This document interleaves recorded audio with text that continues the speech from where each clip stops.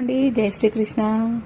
మనము blouse stitching అయితే బాగా వస్తుంది, అంటే కుట్టడం వస్తుంది, కానీ మనకు కటింగ్ అస్సలు రావట్లేదు అని అనుకుంటున్నారా మీరు?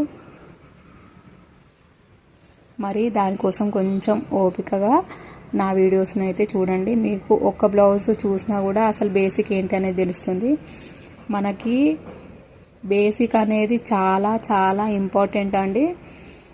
అసలు మనం షోల్డర్ అంటే భుజం అంటే ఏంటి, చంకదింపు అంటే ఏంటి, చంక రౌండ్ అంటే ఏంటి, ఏది తెలియదండి.